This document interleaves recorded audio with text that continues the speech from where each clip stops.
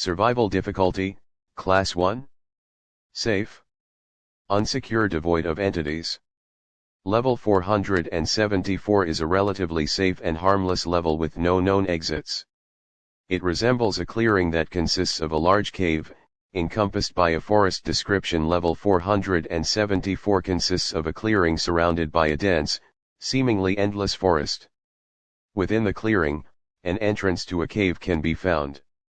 The snow on this level never melts, and the day and night cycle within this level are relatively similar to the front rooms, with day lasting for 9 hours and night lasting for 15 hours.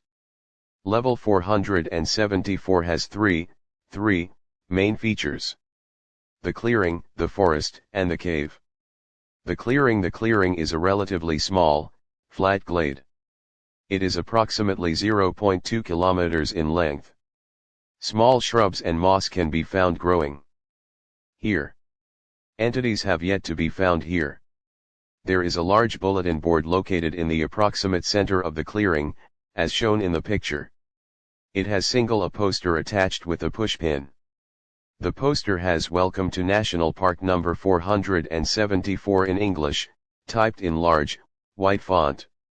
A map of the clearing and the surrounding forest is also taped to the bulletin. This map has since been found inaccurate to the level's true dimensions. It also has a Wi-Fi network name and security passcode on a white sheet of paper taped to the bulletin. The network name is NP474 and the network password is Cave Diving Rules 2. The network is quite slow, and it only works within the clearing, but it does allow for communication with others outside of this level. The forest is a presumably infinite forest that surrounds the clearing. The general layout and species of trees are somewhat consistent with those found in Oregon, USA in the front rooms. It also consists of shrubs, rocks, and moss. Most shrubs within the forest grow berries similar to blueberries and raspberries found in the front rooms. The moss in this area seems to be a species native to this level, as it has not been found anywhere else. It is currently being researched by the residents of the level. The terrain in this area is generally flat and smooth, and the ground is covered in snow. It is relatively unexplored due to its size. 1 No entities have been found in the forest at the time of writing. The cave is a large cavern that occupies the space underneath the clearing. Its mouth starts at around the approximate center of the clearing, as shown in the image above.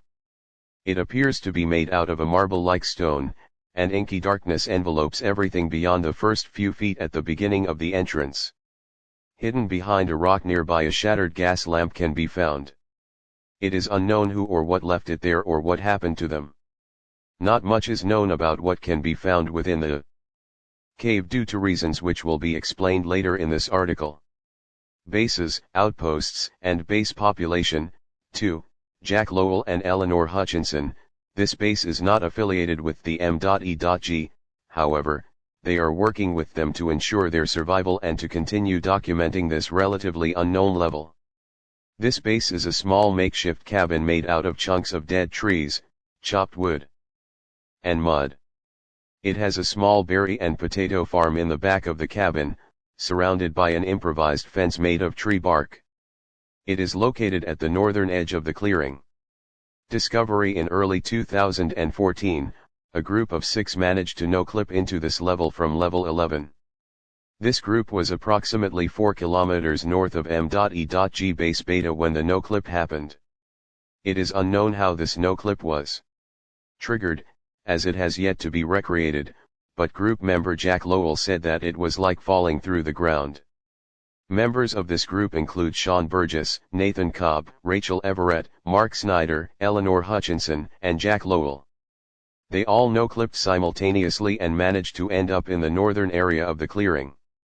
They immediately got to work exploring the clearing, recording information, establishing contact with the M.E.G, and building Aurora Base Alpha.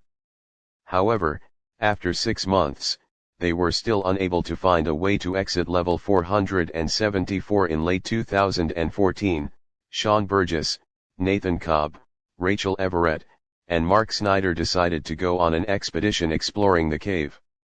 This was called Aurora Expedition 1A, and it was made in an attempt to learn more about the level and to see if there was a possible exit from within the cave.